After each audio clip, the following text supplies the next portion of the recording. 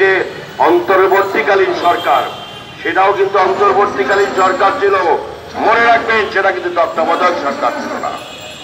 সেই অন্তর্বর্তীকালীন সরকার মাত্র 3 মাসের মধ্যে এমন একটি নির্বাচন যদি তারা করতে পারে, আপনারা 6 মাসের মধ্যেও সেটা কেন করতে পারবেন না?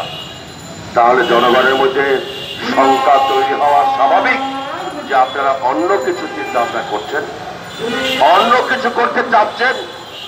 নির্বাচন না দিয়ে কোনো টাল বাহানা এই দেশের মানুষ অতীতেও কোনোদিন মেনে নেয়নি, ভবিষ্যতেও মেনে নেবে না, এখন আমরা মানব না। ঘুরিয়ে পেঁচিয়ে কথা বলে লাভ নাই। বাংলাদেশের মানুষ গত 15 বছর ভোটের অধিকার, বাক স্বাধীনতা, গণতান্ত্রিক অধিকার, সাংবিধানিক অধিকার, মানবাধিকার থেকে বঞ্চিত ছিল।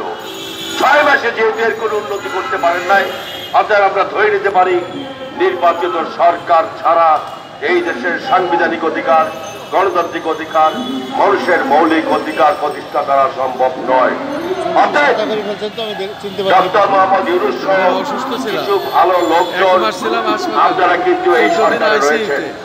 ডক্টর মোহাম্মদ ইউনূসের কোন রকমের মান মর্যাদার হানি হলে সেটা আমাদের জন্য দুঃখজনক, আমাদের দেশের জন্য দুঃখজনক। অতএব ডক্টর মোহাম্মদ ইউনূসের এবং যারা আশেপাশে ভালো লোকজন আছেন তাদের সম্মান রক্ষা করার জন্য বলছি, খুব দ্রুত গতিতে নির্বাচন সুষ্ঠু, গ্রহণযোগ্য, নিরপেক্ষ করার জন্য যতটুকু সংস্কার প্রয়োজন সেই সংস্কারগুলোর ব্যবস্থা করে আপনারা আপনাদের মর্যাদা নিয়ে চলে যাবেন। একটি নির্বাচিত সরকার, জনগণের সরকার প্রতিষ্ঠা লাভ করবে। তারা জনগণের পক্ষে কাজ করবে, তারা জনগণের অধিকার নিয়ে চিন্তা করবে, তারা জনগণকে কিভাবে নিত্য প্রয়োজনীয় দ্রব্যমূল্য নিশ্চিত করা যায়, তারা দ্রব্যমূল্যকে কিভাবে মানুষের ক্রয় ক্ষমতার মধ্যে নিয়ে আসা যায় সেই চিন্তা তারা করবে। বাংলাদেশ চালক দল তারা তাদের বাস্তবতা আলোকে অনুধাবন করেছে। এই যে রিক্সা চালক বলেন, ভ্যান চালক বলেন, গাড়ি ড্রাইভার বলেন, তারা সীমিত আয় করে, কিন্তু ঘরে দিন শেষে যখন ফেরে তখন ঘরের মিনিমাম যে বাজারটুকু, সেই বাজারটুকু তাদের পক্ষে করা সম্ভব হয় না।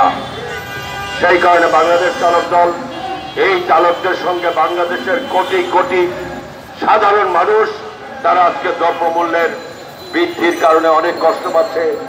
আমরা চাই একটি দ্রুত, একটি অভিজ্ঞ সরকার প্রয়োজন, একটি নির্বাচিত সরকার প্রয়োজন।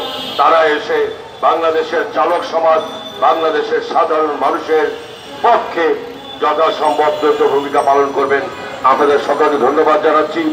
আগামী দিনের নতুন বাংলাদেশ গঠন করার লক্ষ্যে দেশনায়ক জনাব তারেক রহমান যে 31 দফা কর্মসূচি ঘোষণা করেছেন, সেই আলোকে বাংলাদেশের সংস্কার সফল করে একটি আধুনিক কল্যাণমূলক রাষ্ট্র বাংলাদেশে পরিণত হবে, সেই প্রত্যাশা ব্যক্ত করে আপনাদের সকলকে ধন্যবাদ জানাচ্ছি। আসসালামু আলাইকুম। গঠনমূলক বক্তব্য দেওয়ার জন্য আবু নাসির রহমতুল্লাহ ভাইকে অনেক অনেক ধন্যবাদ।